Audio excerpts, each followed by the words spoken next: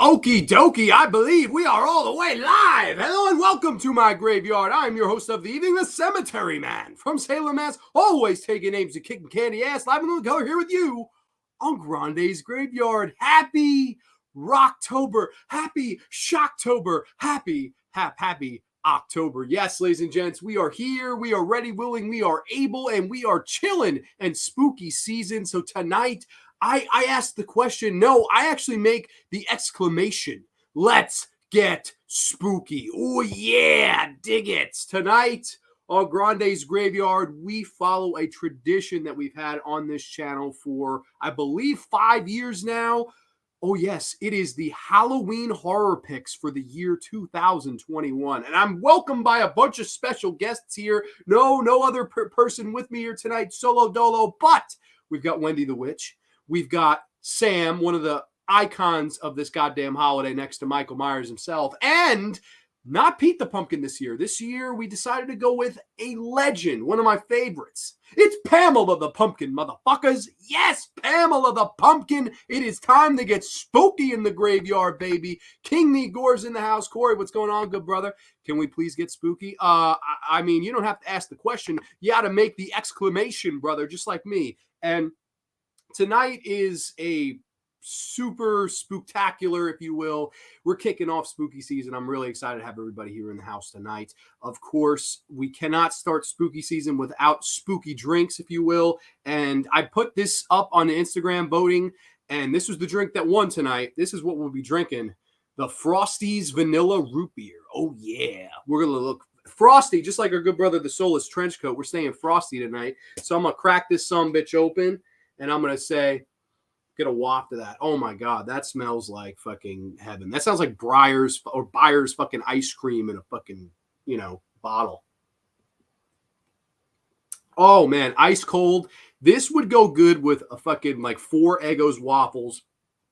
No, make that 6 Eggo's waffles. Pound it with fucking maple syrup, a little bit of butter, and then wash it down with this sumbitch right here. Frosty's Vanilla Root Beer. This is fire. I mean, absolutely amazing stuff. So shout out to Mr. AJ Zitro. He sent me these all the way from Cali. So I really do very much appreciate that.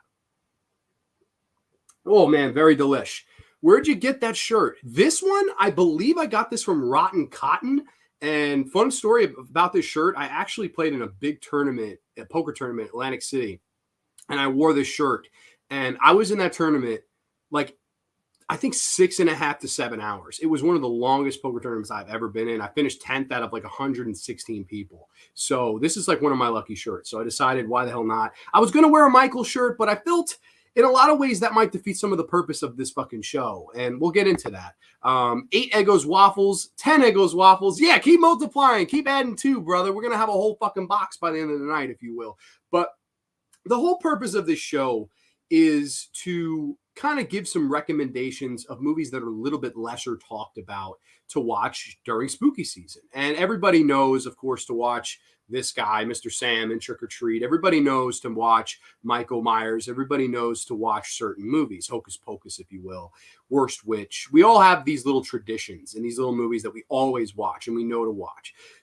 So I'd be a broken record if I came on here and kept telling you, you should watch John Carpenter's Halloween. Well, no shit, you should watch John Carpenter's Halloween.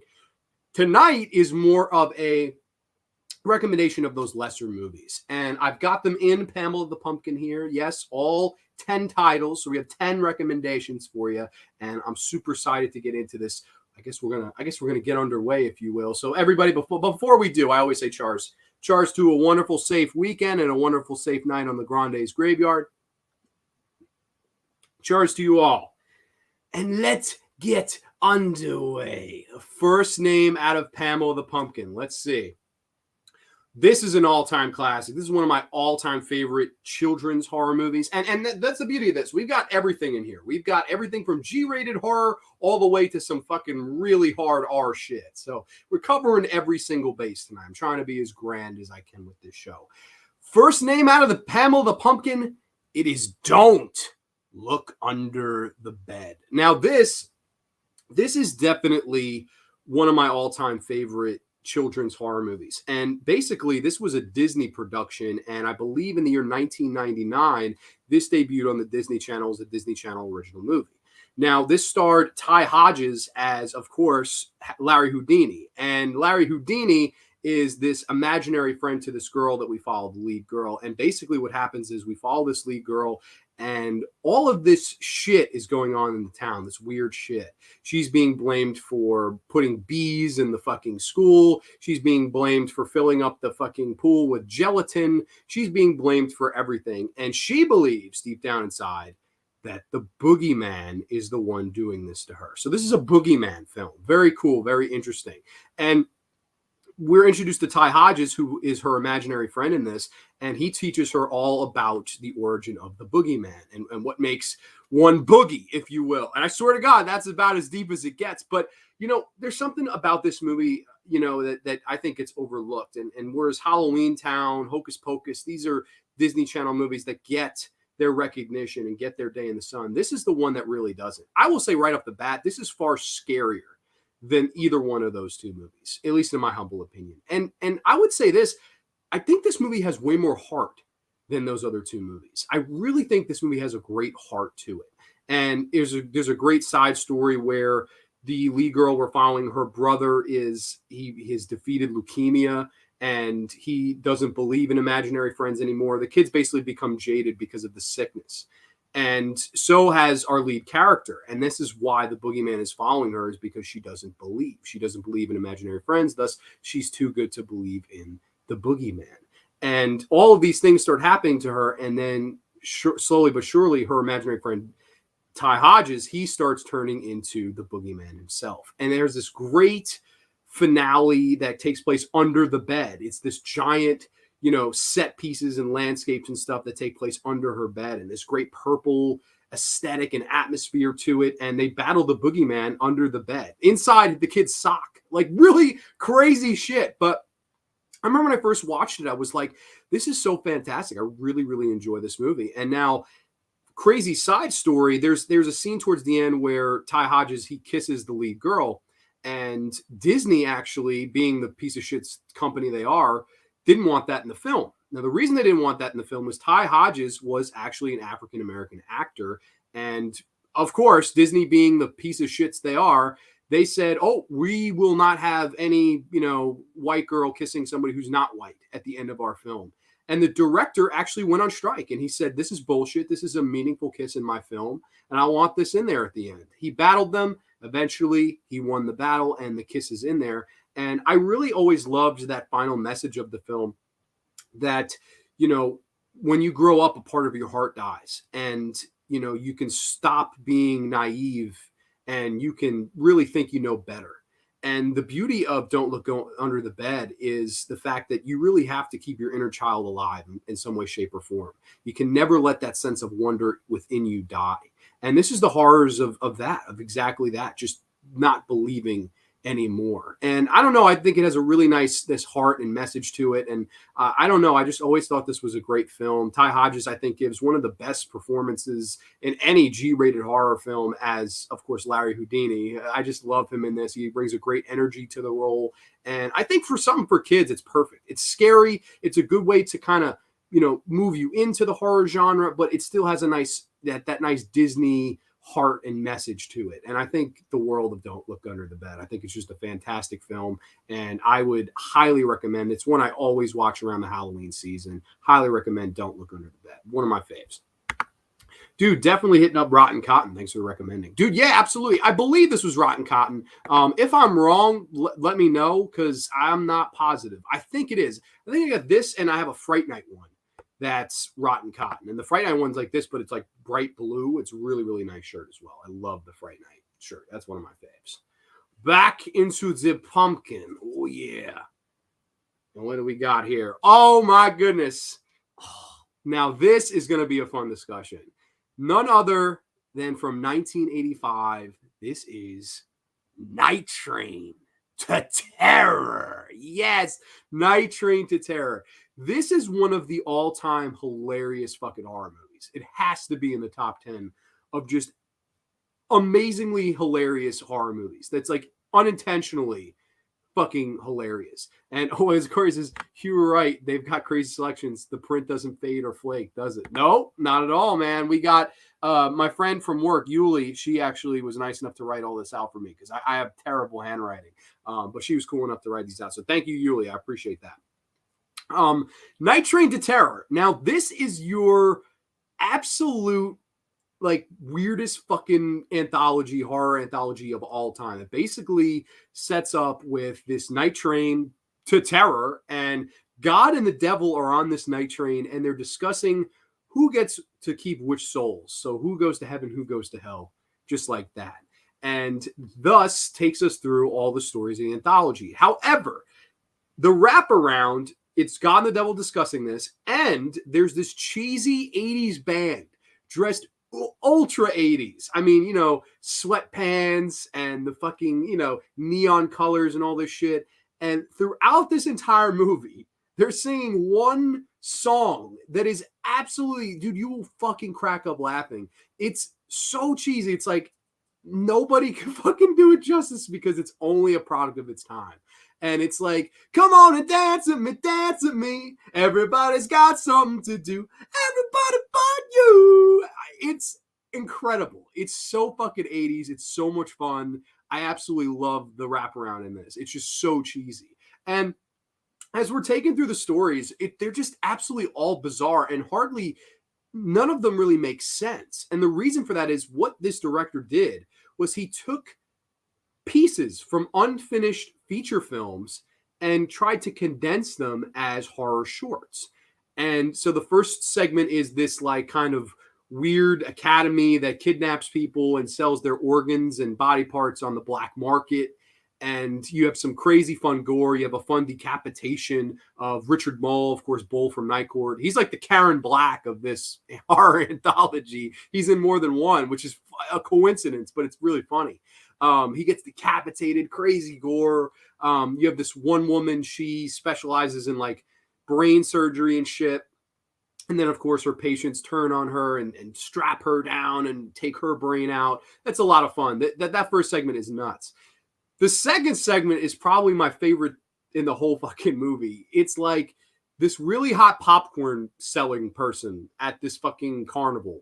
And this rich dude gives her like, I'm not kidding you, like 5 G's to like take the night off and sleep with him. He's like, he keeps putting like hundreds and hundreds of dollars in her fucking cleavage.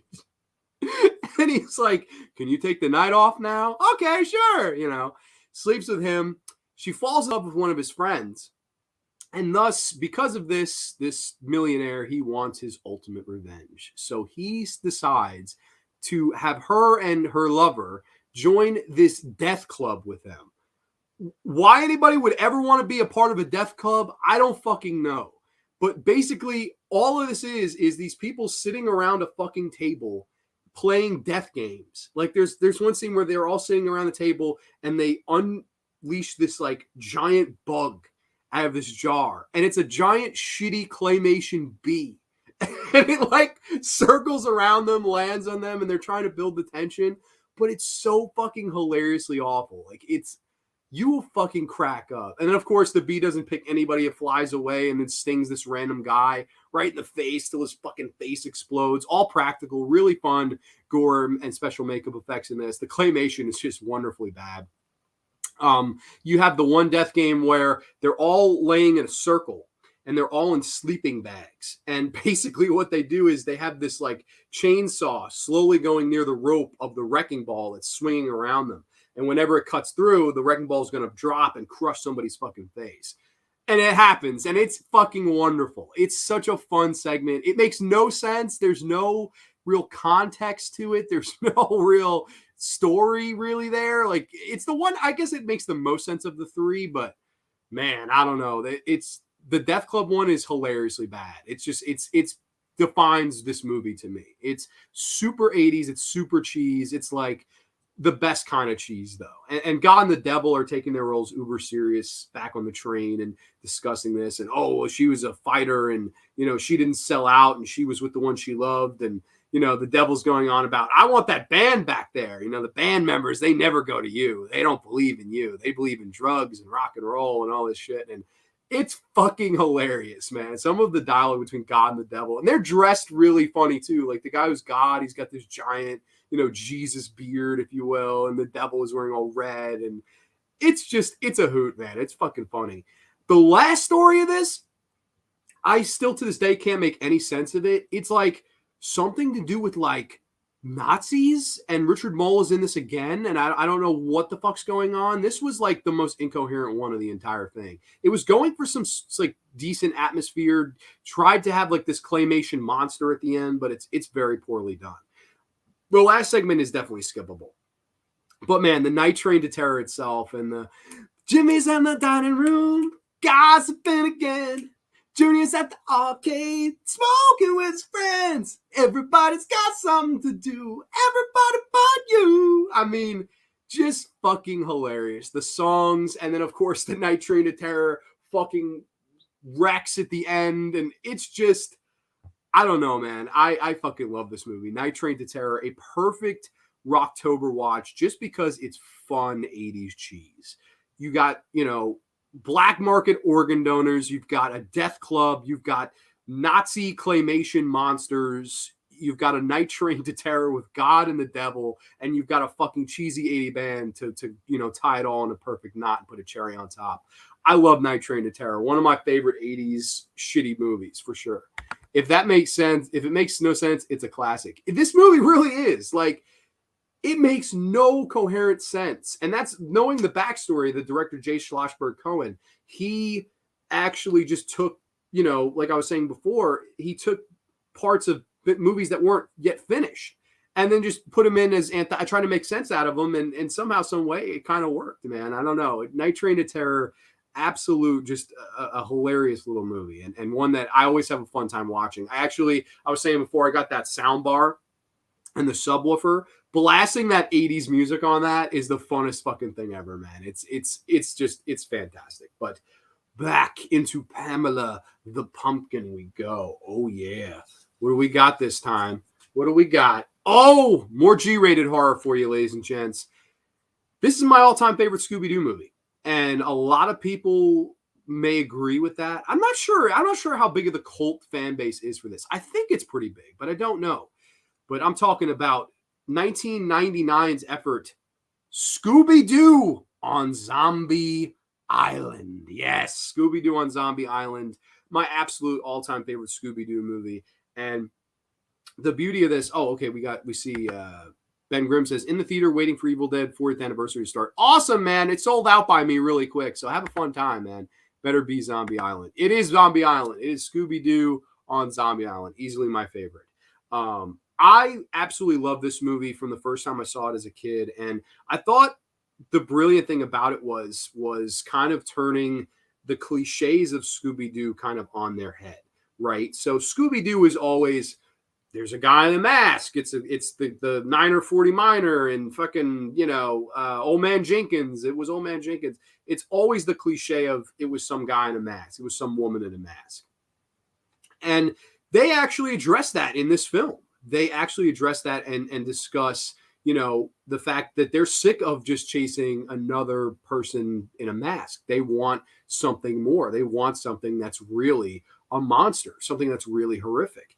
And thus they're introduced to this case after breaking up. This is years after they break up, and Daphne's going on these TV talk shows, and Scooby and Shaggy have kind of gone their own way. It's like a lot better version of the Scooby-Doo live action movie, in my opinion. And they've all broken up, and then they basically find this way of getting together again for this one mystery to solve out on Zombie Island. And thus we're introduced to this rich woman who owns this house, and every night they think they see these like werewolves, and there's also zombies. And this is incredible because it takes Scooby-Doo and it's not R-rated, but it makes it R-rated. It makes it feel R-rated, whereas they're now dealing with actual werewolves and zombies and all these kind of fantastic things. There's a crocodile in this movie.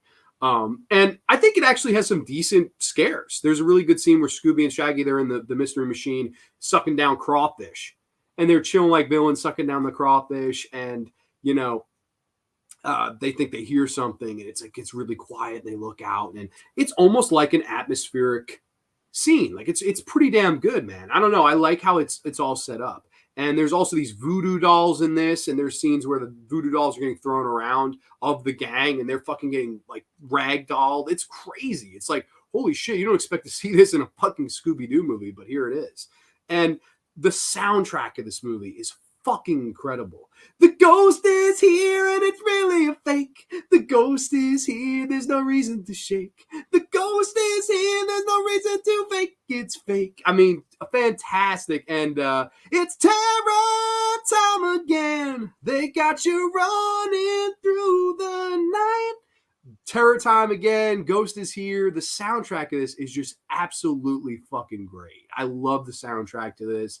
I think it's just a great time. I think it's the perfect Scooby-Doo movie. Whereas that around that time, they were doing really good ones like this. They did Scooby-Doo and the Cyber Chase, which I also enjoy. I believe they did like the alien invasions in the desert. That was one. I don't remember that one as well, but I absolutely really fucking like Scooby-Doo on Zombie Island. And I thought it was like the culmination of great Scooby-Doo movies. And I liked that they kind of took the cliches of the older cartoons and they kind of just said, hey, this is a real thing now.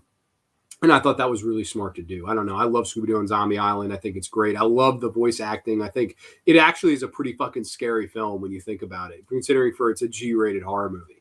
Scooby-Doo on Zombie Island, always one I try to watch in Roctober, man. I absolutely love this. Satan's Little Helper. That is, I don't know, man. I couldn't get into that movie at all. But okay, so let's see. Satan's Little Helper is one of my favorite Halloween rewatches. Good call. Oh shit. Okay, so people were all talking. You like? Oh my god, I'm a Hex Girl, and I'm gonna put a spell on you. I love the Hex Girls. Hex Girls pop my cherry. Can't go wrong with Amanda Plumber. No, you know, Satan's Little Helper. I remember watching that movie and being very let down by it. I don't know.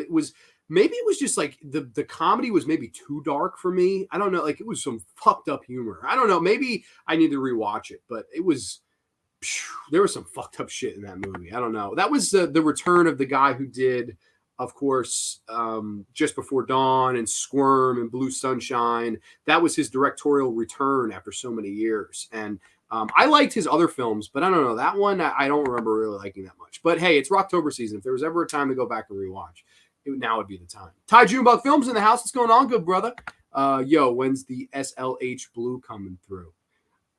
SLH Blue. What the heck is SLH? Oh, Satan Little Helper. Okay, fuck. I'm sorry. I saw Satan's LH. That I got that SLH. I don't know. There is not a Blu-ray of that. That's wild, man. I didn't know there was not a Blu-ray of that. Shit, that's pretty wild. But I don't know. That movie has definitely garnered a cult following. I don't know. I'm just not really part of that cult. But back into Pamela the Pumpkin. Oh, yes. What's coming out next? Oh, one I watched actually for show prep this week. I would argue this is one of the most underrated horror movies of the last decade. And I don't know. People really need to fucking start talking about this movie because I think it's fantastic. This is The Final. The Final from 2010. This is a movie that I don't think could ever get old. And it tells the age-old tale of the horrors of bullying. It sets up this high school, and we follow around these group of outcasts, these nerds, and their daily lives of being picked on every single day by this main football jock and the pretty girls, the preppy girls, the horror girls, if you will. And we watch them every day get pretty much picked on and tortured. And there's one day where they're sitting at the lunch table and they say, you know what? We've had enough. We've had enough of this fucking bullshit. We're not going to get picked on anymore. And they all come up with this plot to band together and torture these bullies on the night where they're having a Halloween costume party. And so basically what they do is they drug the fruit punch and they chain all the bullies up and they dress up in these fun Halloween costumes, these scary costumes, and they pretty much torture the fuck out of all of these bullies that made their lives hell and by torturing them. And I remember the first time I saw this movie, I thought, wow, like what a great idea. Because bullying is something that anybody and everybody can relate to. whether you've been bullied, whether you've been a bully, whether you've witnessed bullying, I guarantee you somewhere along the line in your life, you've had one of those three, if not all of them. And, that's why when I first watched this, it really spoke to me because, there were times in middle school where I was definitely bullied pretty bad. And it sucks. It's a terrible feeling. But this is kind of that fantasy movie of to see, well, what happens if the nerds want to step out and step back and fight back and give a little bit of the medicine that the bullies are dishing out, give it back to them. And I think, a lot of people at the time of this release, they thought, oh, this is a Saw knock, and I don't see it like that at all. I really don't. I know torture porn was like dying a slow death at that point around the time this came out, 2010. But I thought that it was such a decent concept, a really good concept. And a lot of this is not really gratuitous. I mean, you do have some gratuitous shit in there. You have one guy getting stabbed. You have this one girl, she gets this like dissolving ointment put on her face and it dissolves her entire face. So it's all scarred up and chewed up and it's pretty gross. You have this one girl, she has her fingers taken off with pairs of pliers. It can be fucking brutal. I mean, it can be gratuitous, but I think the main horror of this movie is the psychology of, the horrors of being bullied. There's one time where this girl says, listen, I'm not going to hurt you. Don't worry about it. And the preppy girl, oh, thank you. But for my generosity, you must do me a favor. And she's like, what do you want me to do? And she's like, I want you to cut off Bradley's fingers with these pliers.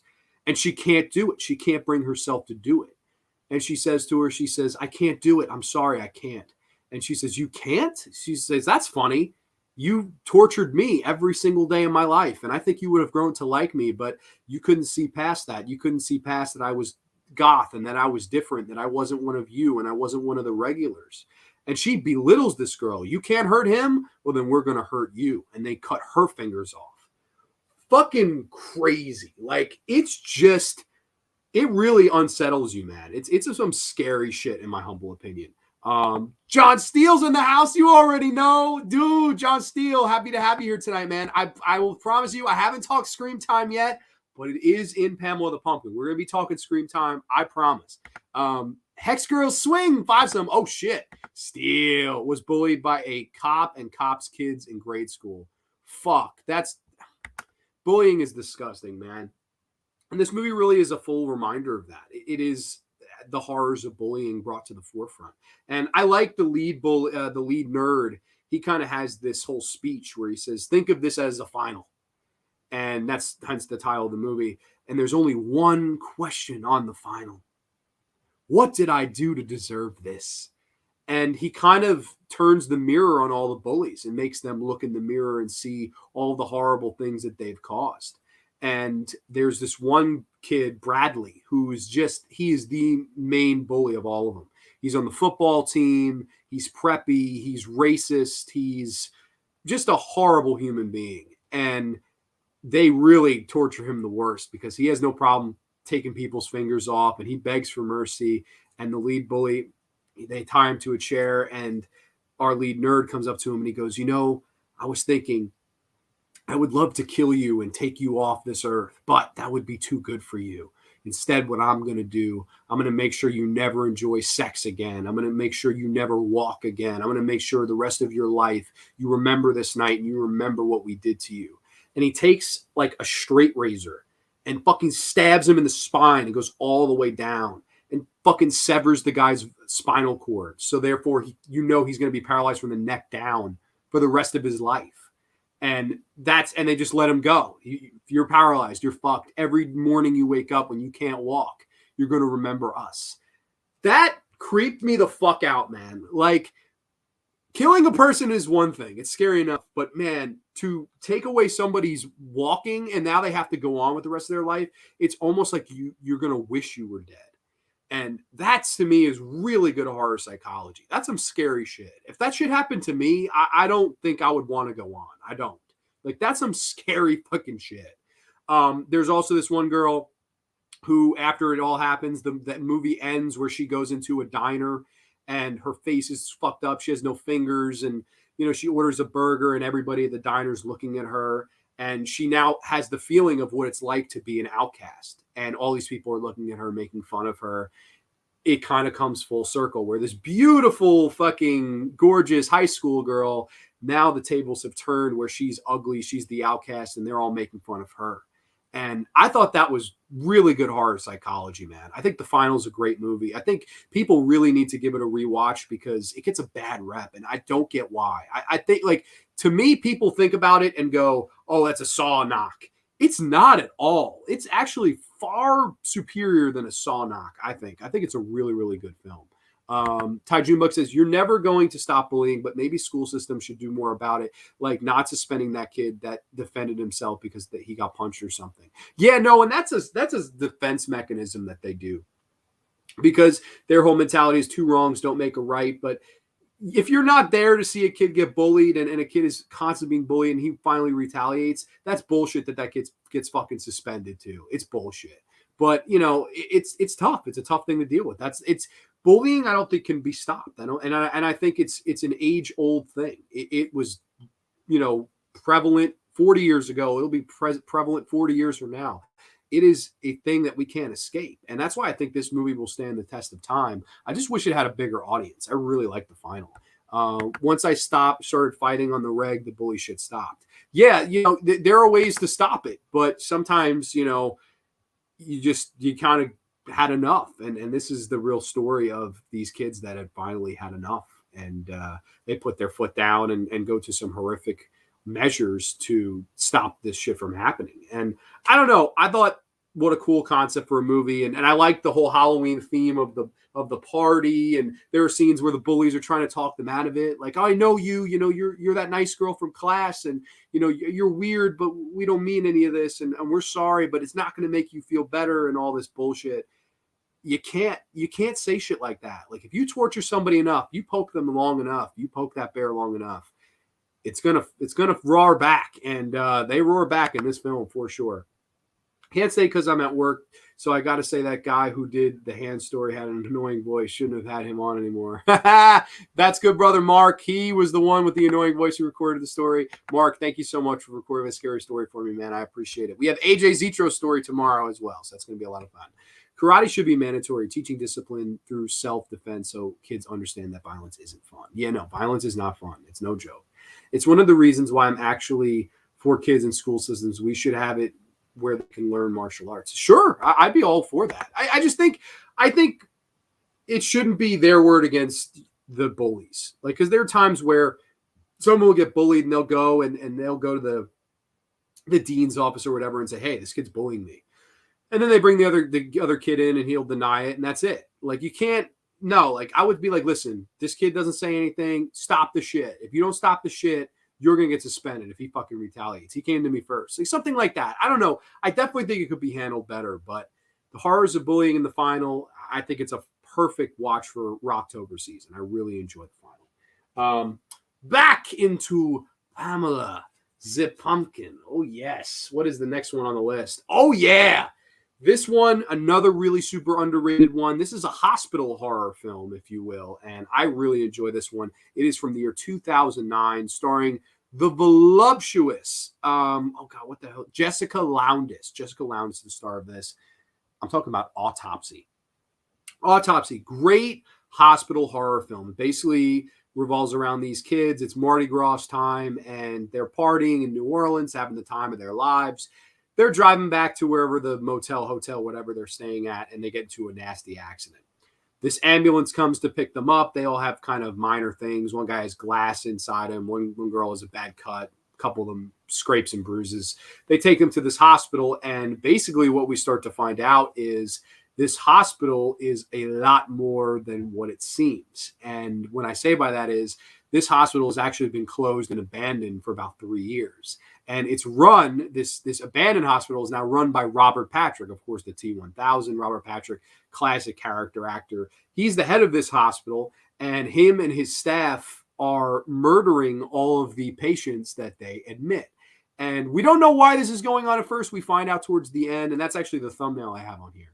But this is a great gore horror film. Gore, hospital, creepy atmosphere, really, really good stuff. And Jessica Lowndes is the lead. She does a great job. I really like Jessica Lowndes. She, of course, was in Tobe Hooper's Dance of the Dead as the lead. She's done quite a few horror projects. She's doing more like Hallmark movies, which is a shame because she's a great actress and she's beautiful.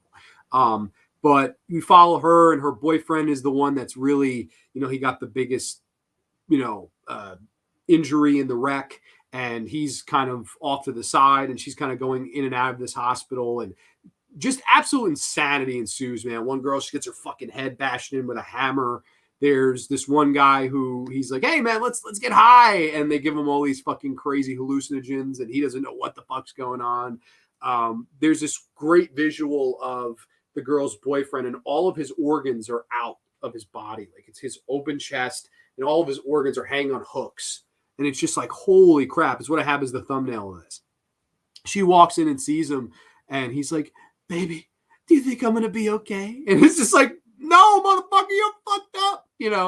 Great stuff. I love that. And basically you find out that Robert Patrick's wife has like a terminal illness and he's doing everything to keep her alive and thus giving her all these new organs from these other people. And like, that's how he's keeping her alive. And I don't know, man, I think this one has a really fun atmosphere. It's got a good cast. It's got a fun, quick pace. It's a really quick movie.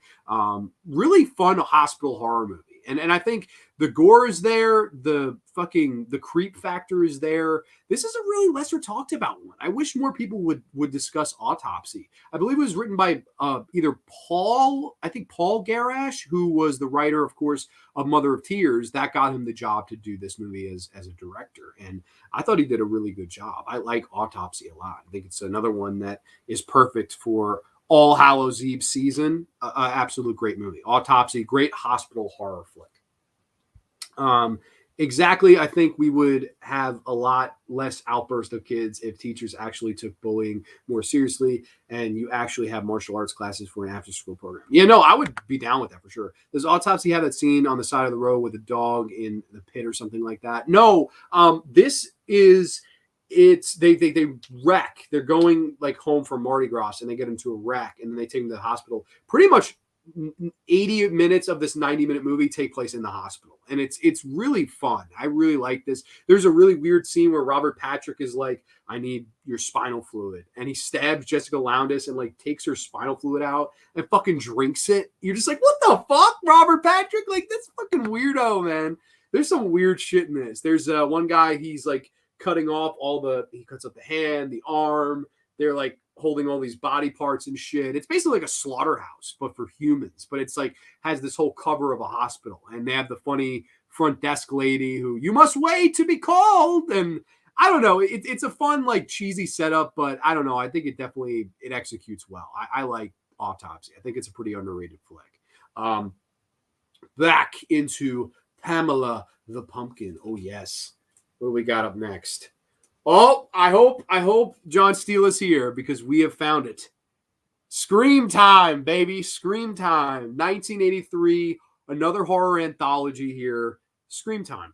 This is actually a British horror anthology, and it's a perfect fucking movie to watch around All Hallows Eve. Again, it's a really fun one. Of course, it starts off with these two guys, and I'm not sure if it's supposed to be like Jersey or if it's supposed to be the city. I think they're trying to present it's New York City, but I think it's really Jersey.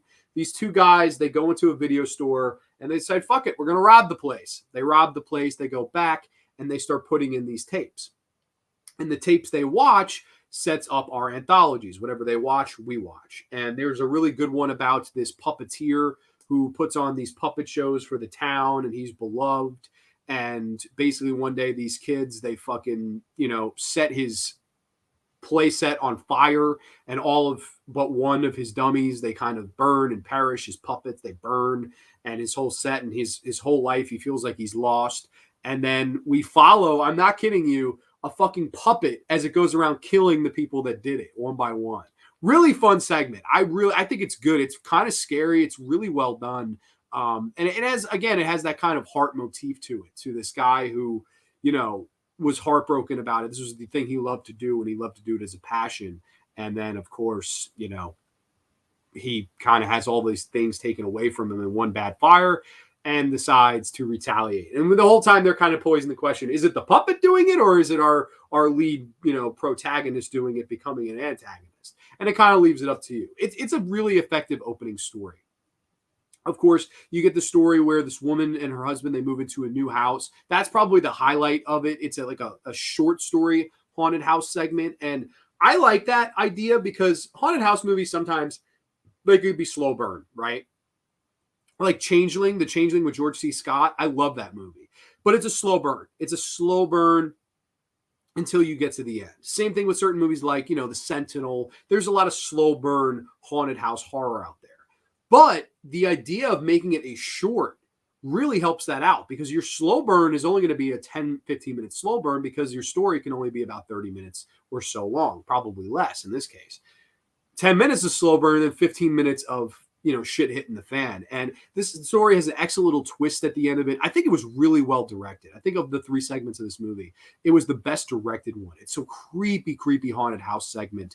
And I just love it. There's some great shots of this woman opening the door, something running across and turning, and there's nothing there. I mean, the classic haunted house tropes. James Wan probably saw this and pissed himself. I mean, he probably was like, oh my God, I love this. Let me do this. It's very similar to that type of feel. So if you like horror like that, you may like this. And then the last segment is a little bit cheesy. It's these 2 old ladies, and these people are trying to kind of take advantage of them. There are garden gnomes involved. The last segment is fucking wild. I'll say that. I don't even want to get into the last story. It's a little bit wild. But you have this really crazy wraparound where the fucking shit they're watching comes out of the TV, and one guy's with this woman. He gets killed. One guy gets grabbed through the TV. I don't know. Scream Time, man. Scream Time is a fun. Ooh, I got upside down. Scream Time is a fun horror anthology that nobody talks about. I think it's a pretty underrated one. This is British. Of course, trying to be New Jerseyan, I guess. I don't know. But Scream Time is a really good one. I definitely recommend this one around Roctober season. Have yourself a spinal fluid protein shake. Dude, from Jessica Lowndes, I would drink her fucking spinal fluid. She's beautiful. This is the only time of the year when Grande can dig in Pamela's guts. Oh, burn. No, I love Pamela the Pumpkin. Pamela the Pumpkin is so fucking heavy. It's like a cinder block. This thing is crazy heavy, man. It's nuts. I remember back at the Ram Nation days when I did the show on campus at Farmingdale, I would have to carry this all the way fucking across campus. And it's just it's a big ass campus. So I would go all the way across to get to the studio, and then they'd prop it up for me. And that was back when I had an hour limit. So I don't know. I miss using Pamela the Pumpkin. I was going to use Pete and shake it up, but I don't know. I figured Pamela the Pumpkin was pretty cool tonight. And I figured why not bring out Wendy the Witch, Sam, why the hell not go all for it? I like this kind of setup. It's fun. But back into Pamela now. Oh, yes. What we got next? Ooh, another really underrated one. Another one that nobody really talks about. And this one is one that I wish would sort of become a cult classic. I actually would really like this to be called a cult classic because I really like this movie. It is Headless Horseman. Yes, Headless Horseman. Now, this is a modern day take on the old school Ichabod Crane story. Of course, the Legend of Sleepy Hollow. And this movie is the idea of what if we made it into a slasher movie? So it's your classic slasher setup. We've got 6 or 7 friends. They arrive at this town, and there's, of course, the story and the legend of the Headless Horseman, who, if you come across him, he will take your head with him. And thus, that's your classic slasher setup. The whole town is sort of in on it, but they know that he needs a certain amount of sacrifices, so they figure, fuck it, let's sacrifice these kids, and we all get to live this year. Because every year he comes around Halloween time and takes 7 victims with him. So all the kills in this movie are actually decapitations. And it has a good mix of practical and CGI. And you'd think for a movie like this, they would do all CGI. And that would really be a downfall of a movie like this. But there's a lot of good practical effects too. There's this one scene where this girl, she's hiding from the Headless Horseman in this junkyard. And it's actually a really good setup for a kill scene. And she's running and she's looking, and you hear the horse galloping, coming closer, and it's really intense. And she decides, fuck it, let me get in the trunk of a car. She gets in the trunk of this car, and she's looking out, like she has it barely opened, and she doesn't hear anything anymore. She's like, oh my God, I'm safe. Opens the trunk, leans her head out. Bam! He steps on the trunk, and her head pops off in a similar kind of nod and vein to, of course, Madman Mars, which I always loved that kill in Madman, which is that's the hood of the car. This is the trunk of the car. Slice open, great practical gore and makeup just pours down the car. Good stuff, man. I really like it. You have a really fun finale on the bridge that, of course, the Headless Horseman cannot cross, and there's a giant sword fight, and it's a fun movie, man. It's a very fun adventure horror film, but it is R-rated. It is like a slasher movie in a lot of ways. So I know it's funny, slasher movies are really popular in the genre, but I feel around October time, aside from the Halloween films, there's not a lot of slashers people watch primarily in Roctober. I don't know why, but that's just a thing. Like, to me, when I think Roctober, I want to watch ghosts, goblins, witches. I want to watch the supernatural, all that good shit. That to me spells out October, not slasher. But if you want a slasher that is taking place in Roctober time, of course, nodding back to an old tale, of course, of the Headless Horseman and the town of Sleepy Hollow. Headless Horseman's a really fun one. And I believe it's directed by the guy that went on to do the Sharknado movies, if I'm not mistaken, which is funny because, he's become a legend in that way. But, of course, those movies use almost all CGI. And this one, I think, is actually far better than any of those movies because it does have a sort of a serious tone to it. Like, it is funny at parts, but I don't know. This one has something about it that I always really like. It's not the worst movie in the world. I know a lot of people will shit on this one too, but I don't know. Headless Horseman is one that I highly recommend. I just think it's a really, really fun time for the Halloween season. So that's Headless Horseman. Highly recommend. This one, I believe it's free pretty much anywhere. Like, you watch it on Tubi, you can watch it on Amazon Prime.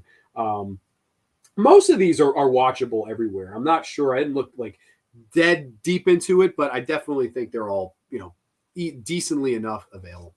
Let's see. This one, another one I love. This is one of my favorite. I always watch this either on Halloween or the day before Halloween. This is The Match Game. Yes, The Match Game. Now, stop me if you don't think this is a great cast. Ashley Lawrence from Hellraiser. Tori fucking Spelling, of course, Tori Spelling from 90210 and Scary Movie 2, and Tori Spelling is Tori Spelling. Sasha Jensen from, of course, Dazed and Confused, Halloween 4. Of course, he's Brady, get up here. He's, of course, Brady in Halloween 4. They make out the cast of this little episode from the show Monsters, and it's entitled The Match Game. This is probably my favorite episode of Monsters of the entire series.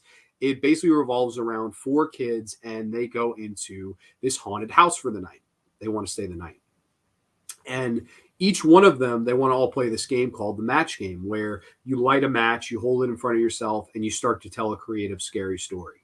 And once the match burns out, you hand the matchbox to the next person, they light a match, and they have to continue your story from there. And this gives me vibes of shit I used to do with my friends. Not that we did this, but like, I remember me and my friends, we used to fuck around with a Ouija board, or we used to trade and sort Halloween candy, if you will. We do a lot of fun stuff like that. And those were the days, man. I absolutely loved doing stuff like that. It was a lot of fun. And this kind of brings me back there to that time period. And I don't know. I love it. I love watching that. I get very nostalgic about it. But of course, they tell the story of this big, horrible monster who once lived in this mansion 100 years ago, and tonight he's back, and they kind of all go through the stories, and then all of a sudden the story becomes true, and the monster bursts through the house and starts cleaning house, and it's fucking crazy. You get a really fun finale where Ashley Lawrence and company, they have to try to finish the story while this monster's coming at them. They're trying to finish it to get it to go away. They're lighting the match, and and then he disappeared. It's not working, and all this craziness. It's really good stuff. It has a good atmosphere, a good look to it, good scope. It's creepy stuff. I really like The Match Game, and I think there's actually something funny about this. It is from the writer of A Nightmare on Elm Street 2, David Chaskin. He didn't write too much in his career. Elm Street 2 was probably the standout, but this I thought was funny because I was like, what did the writer of this, go on to do or do before this? Funny enough, he had written Elm Street 2 before this. So I thought that was pretty cool. From the writer of Elm Street 2, which I really like Elm Street 2. I think that's a great movie. Match Game, really fun one to watch around Roctober. Brings me back to my youth and that era. And to get a cast like that, Ashley Lawrence, who I think is one of the most beautiful women of all time, Tori Spelling, who I always really liked, and then Sasha Jensen as the kind of comic relief character. Good old Brady. And it's funny, he dies in this episode the same way he dies in Halloween 4. It's fucking crazy. He gets his face crushed. Good stuff, man. I really like the match game. Highly recommend that one. I believe you can watch the first season of Monsters on IMDb Free Dive. I think it's also on Amazon Prime. Back into the pumpkin of fun. And this is, this is another TV show segment. This is this is actually really skinny to hold up. This is All Hallows Eve from Creepshow. This is the new series of Creepshow. And I'll be honest, the second season didn't do much for me. I've not gotten into the third season yet. But the first season I thought was great. I really liked most of the segments. I actually did a video on the Graveyard where I ranked all the segments in order of Creepshow season 1 because I really liked it. But All Hallows Eve, in my humble opinion, is like one of the best episodes of horror TV I've ever seen. It's fantastic. And I know a lot of people will say, Grande, they just ripped this off. They ripped Trick or Treat off. I understand that. I get it. But this is so well done, in my opinion, that I can't, you can't understate how great this is. I love this. Basically, the setup is these group of kids, it's Halloween night. They're all dressed up. You have one girl dressed as a witch, one kid dressed as a skeleton. He has the skeleton t-shirt. One kid's dressed up as the devil. And they're all dressed up. And basically, they're going door to door tormenting these people for candy. And we don't know why at first, but we start to kind of unravel some of the story as they go along. Is they are looking for the soul of their youngest friend. And he's dressed up as a ghost, of course, like, the Great Pumpkin, Charlie Brown. I got a rock. He has that kind of suit on, the ghost suit, just the cloth over and the little holes or whatever. They're going around town torturing these people, and we don't know why. At first, our what we think are the protagonists might be antagonists. But as the story sort of unravels, we get to the bottom of things, and what happens is we realize that our kids that we're following, they're actually all dead. And they died in this horrible treehouse fire set by another group of bullies that, thought it would be funny to play a prank on them. But the joke was on them because the fucking thing burned down. They didn't get out alive, and all 5 of them burned to death. And this is every Halloween night, they come back to collect one of the 5 souls they lost. 4 of them have their souls back. So this is the final Halloween night. They're collecting the last soul. And there's something about this story when it comes to the acting. I really like the child actors. I think they did a really good job at selling the fear. They all, like I always discuss this, they all stand out. They all have that standout to them. They all look and are memorable. They're standout performers. I really like the actors that chose. And I like the whole vibe of this. It feels like almost like another segment from Trick or Treat. I definitely think that it's fantastic. I really like that segment. I think it's really good. Of course, there's a great scene where they have the final bully. They tie him up. They burn him, and they have this great classic shot of the 4 of them. It's just death staring him down. But it has a nice little heart to it at the end. The girl kisses the one guy on the cheek, and they're going back to their graves, and this was fun, and I'm going to miss doing this. And you kind of have this whole goodbye for them.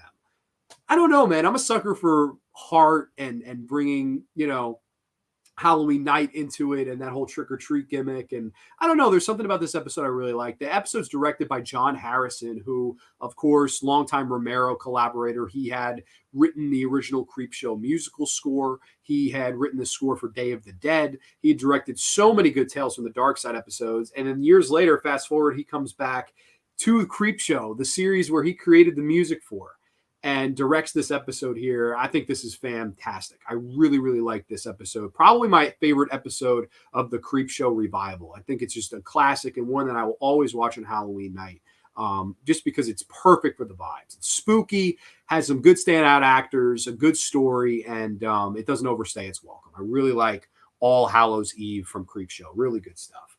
Let's see. Yes, yeah, totally. Started watching season 3, pretty good so far. Okay, season 2, I was kind of on, but I would trust John Steele. Going to find that episode, Tales from the Dark Side, has a great segment called Halloween Candy, and it has Fluffy from Creepshow in there. That's funny you say that because I know I have Tales from the Dark Side in here as well. We'll get there. But yeah, Halloween Candy is great. There's like 3 or 4 really good Tales from the Dark Side Halloween episodes. One of them I have in here. but I could talk about the ones that I don't have in there. Halloween Candy, of course, it's the one with this old man. It's directed by Tom Savini, number one, which is really cool. This old man, he's like Ebenezer Scrooge of Halloween. He doesn't want to give out candies. He gives kids all of this garbage. He gives them rotten eggs, shit like that. He gives them the trick, of course, when they want the treat. And then one night, he's done giving out all this trash, this garbage, and this little creature kind of comes to visit him and haunts the fuck out of him. It is the creepiest little creature, man. It's so well done. I really, really like that creature. Halloween Candy's great. Of course, I see John Steele wrote here, First Tales from the Dark Side episode. Yes, that is the one written by Romero and directed by, I believe, Bob Balaban, where it's the rich guy. He's like, I don't know if he's the accountant of the whole town. He's basically like, he has all these IOUs in his house. And basically on Halloween night, he stuffs all the IOUs around the house and he threatens or dares the kids to come in and get the IOUs so their parents won't be in any debt anymore. So that's the challenge. You have to send your kid in and scare the shit out of your kid in order to get the IOU so you don't have to pay. So all these kids go in and then he has the house all gimmicked up, these witches and monsters and stuff to come around the corner. And I think that was great. I thought that was a great concept. And of course, at the end, they kind of do the switcheroo where this piece of shit guy gets what he has coming to him. Really good. I really like that episode, Trick or Treat. That's a great episode of Tales from the Dark Side. Yeah, I love that Creep Show segment too. It's a really good one, man. I really liked the first season. I liked All Hallows Eve, I thought was great. I really liked the one with the dollhouse. I know that was hit or miss. People fucking hated that. Some people thought it was the worst one. I liked the one with the dollhouse a lot. I really liked the one with the bitch on the elevator, the lesbian lady on the elevator. That was a fun one. That felt like an old school, Tales from the Dark Side episode to me because it was all in one location. But, of course, Creep Show to cut costs. They shot the whole thing mostly in an elevator. I liked that. I don't know. I really liked the one John Esposito wrote. I don't know. I definitely really liked Creep Show season 1. So let me see here. I know we have got a couple more here. Wow, this is crazy. So we were just talking about Tales from the Dark Side. The Black Cutty Sow. Yes, the Black Cutty Sow. That's the other Halloween episode, of course, from Tales from the Dark Side. Now, this is definitely the least talked about one of those three. Halloween Candy gets its due. Trick or Treat gets its due. The Black Cutty Sow does not get its due, and I really want to discuss it tonight on the show. The Black Cutty Sow basically tells the story of this old grandmother woman who she's dying. She's on her deathbed, and it's October 30th, and she says, I will die tomorrow, but I need you kids to do something for me. So she tells her two grandkids, please make these stones and put our initials on them. Everyone goes, put their initials on the stones, and we put them in the fireplace. And if they all stay in the fireplace, the Black Cutty Sow cannot collect my soul when I die tomorrow. And the kid says, okay. He says, we'll do it with you. This way, we're all together. We're showing unity. The grandmother dies. The kids go out to trick or treat. When the kids come back, they notice that the boy's stone fell out of the fireplace. And the rest of this episode is this demonic demon thing with these fiery eyes hunting down this kid. And the fucking sense of dread in this episode is off the charts. It is so fucking scary. The Black Cutty Sow is fantastic. Bringing the whole Halloween lore and traditions and Samhain and all that stuff and kind of putting that in an episode. Those kind of legends, stuff that movies like The Curse of Michael Myers was hinting at, right? Like, it always reminds me of that old lady, bonfires were lit to ward off the boogeyman. You get that vibe here with this old woman who's on her deathbed. Please, Black Cutty Sow will come for us. And it's a really good setup. I think it's a great execution. The fucking monster itself is horrifying, dude. It's a giant, has a giant black face and these fiery eyes. Scares the fucking shit out of me. I don't know. Ever since the first time I saw it, I was like, really scared, man. I was like, holy crap, and I don't know. I like using the whole tradition thing of Halloween, and using it in an episode here. It's a really under talked about Tales from the Dark Side episode. And I think it's a damn good one. The Black Cutty Sow, really like that one. Let's see. Yeah, another great one. That first episode was called Trick or Treat. Yes, I love that. I believe on the Tales from the Dark Side set, Romero did a commentary for that episode because I believe he wrote it. He wrote that one, and he wrote the one with Jerry Stiller, The Devil's Advocate, which is another really great Tales from the Dark Side. Tales from the Dark Side is great for Halloween. Great pick, Grande. Thank you, John Steele. I appreciate that. Tales from the Dark Side, you really can't go wrong with those on Halloween. Like, I know a lot of people go Twilight Zone. I think there's some good Twilight Zones to watch around Halloween, don't get me wrong, but Tales from the Dark Side, man, just knocks it out of the park. I love Tales from the Dark Side. So back into Pamela the Pumpkin here. I definitely think there's more. I can't seem to. I thought I had one more in here. Maybe not. Okay, well, I had another one in there. I don't know if it fell out or whatever, but another one I had in there was One Day at Horrorland. Yes, a Goosebumps. I got to give you a Goosebumps. Like I was saying last year, I recommended The Haunted Mask, which is probably the best Goosebumps episode to watch around Halloween season. Of course, The Haunted Mask talks about this girl. She's getting bullied and she buys this mask to scare everybody. And then, of course, the mask starts like welding itself to her body and she can't take it off. Great episode. I mean, probably the best Goosebumps episode. But another one I really like is One Day at Horrorland. It's basically this family. They're driving along the road and they can't seem to get home. They find this fucking amusement park called Horrorland. And they go to Horrorland, and basically Horrorland is run by all of these mythical monsters. And they have all these sorts of fun, extravagant rides. They have the coffin ride where this kitty gets in a coffin and they push you in the coffin down this fucking river. Like, I don't know if people remember the lazy river at like Splish Splash and shit. You basically sit in a tube and it was like a little bit of a stream and you just go and maybe under a little waterfall and shit. Lazy, it's like a short ride. This is a fucking like extreme water park ride in a fucking coffin. And they push you down this fucking river. I just remember being a kid. I was like, holy shit. Like, what the fuck? Like, I want to know what it costs to film that. Like, they have it's like a giant coffin pushing it down this river, like crazy shit. This kid's inside like this. There's a snake in the coffin after him. I don't know, man. There's something about One Day at Horrorland that I just love. I think it's a perfect one to watch around this time of the year as well. I don't know. I really like this episode. Of course, the second part of it kind of crashes and burns, where it becomes like a game show. I don't like the second half, but the first half, One Day at Horrorland Part 1, I love it. I think it's great stuff. So that's One Day at Horrorland. Another high recommendation from me. I had a couple more in here. I don't know why. I think they may have fallen out. I'm sorry. I apologize. But I think I can remember them pretty good from memory. Another one that I think is a perfect watch around this time of the year is a film by James Wan. And it is not The Conjuring, not Insidious, not Saw, not the ones you're thinking. I'm talking Dead Silence. Yes, Dead Silence. Beware the stare of Mary Shaw. She had no children, only dolls. Great stuff. I love Dead Silence. Of course, tells the story of this ventriloquist woman named Mary Shaw who was killed about 100 years ago. And, she had all these creepy puppets and stuff. She was accused of a murder. And then we follow our lead character as his wife is murdered by one of her main puppets in the opening scene. And then he tries to unravel the mystery from there. He goes to the town of Ravens Fair and tries to kind of figure out the whole mystery as to what's going on.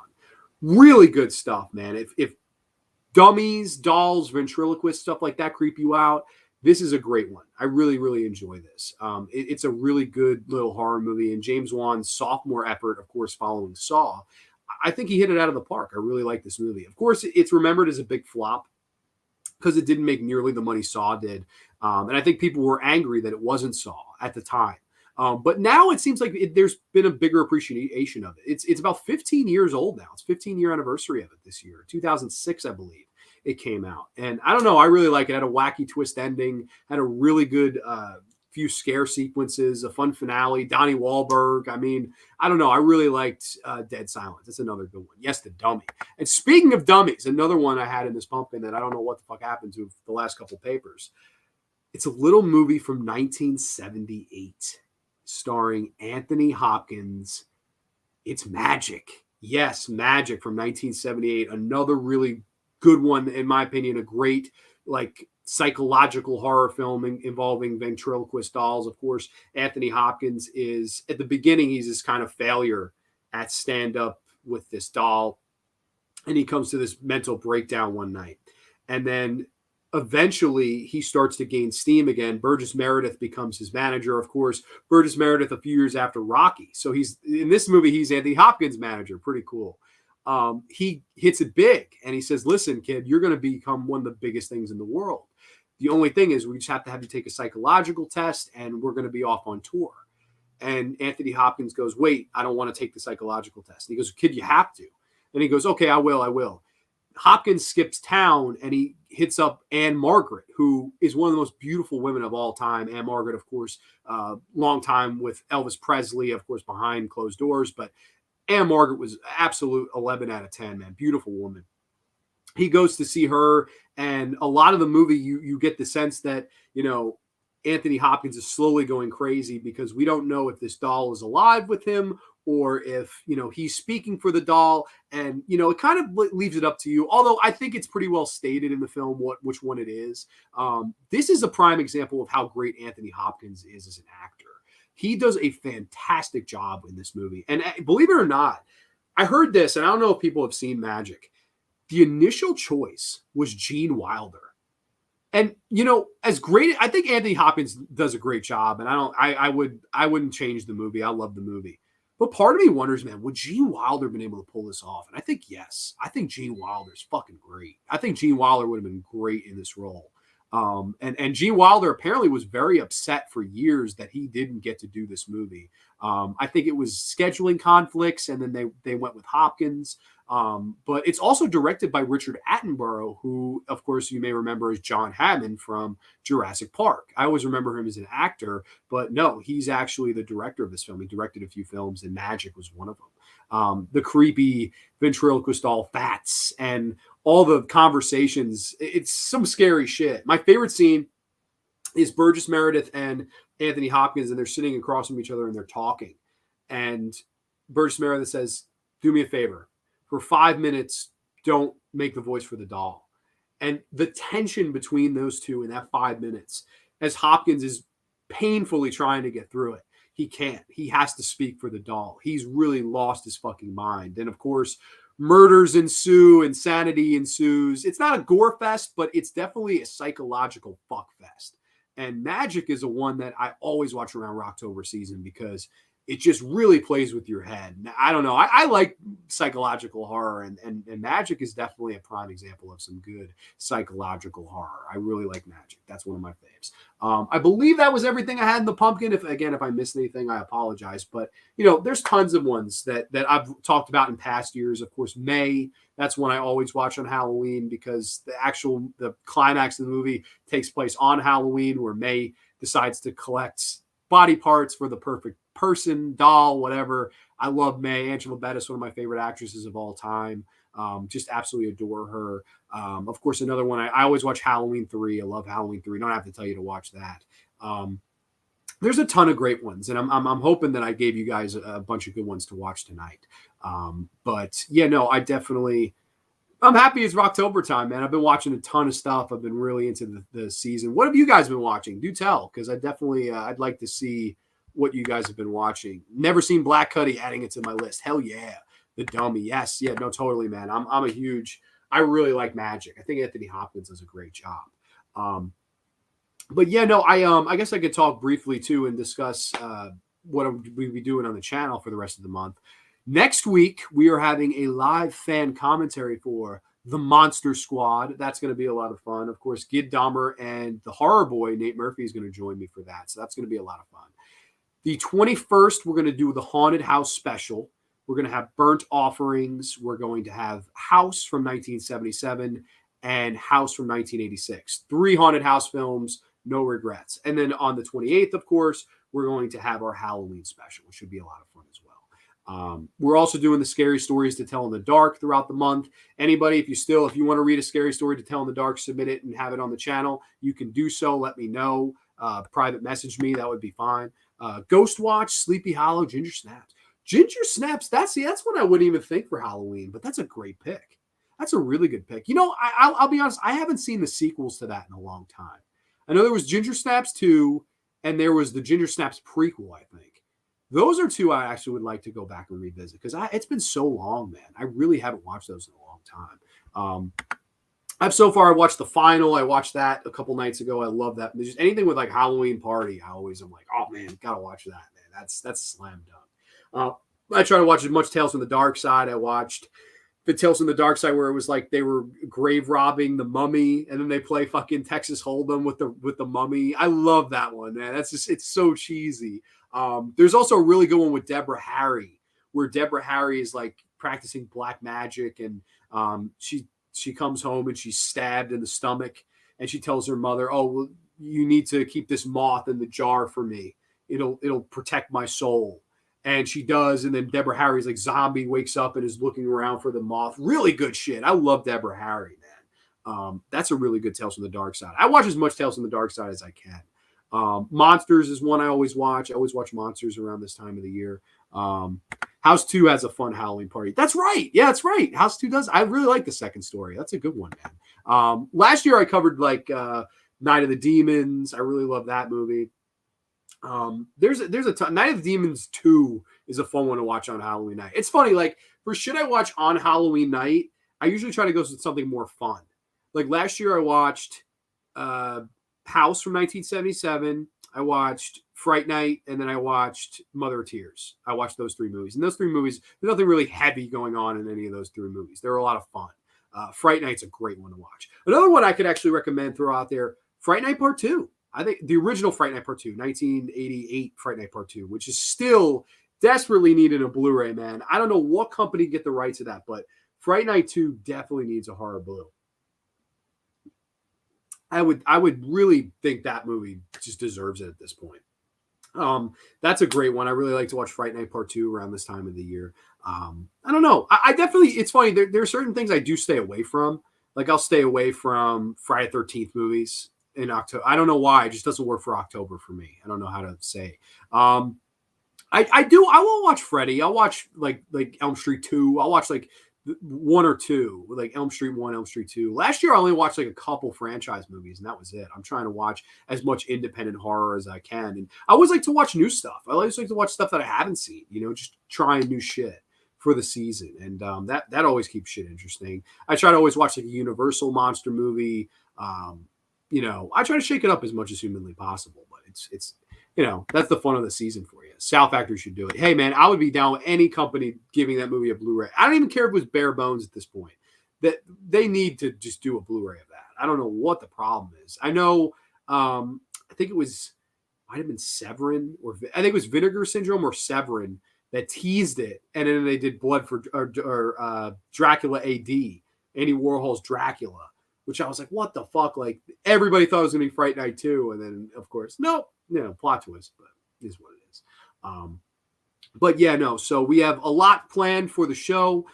We've got scary stories, all this good stuff, and I've been having a lot of fun. So thank you guys all for watching and helping out this month. All the people that have recorded stories, it means the world to me. It's been really, really cool. But I guess we will call it a show from here. Thank you all for watching. We will be back next week with the Monster Squad live fan commentary. I'm super excited for that.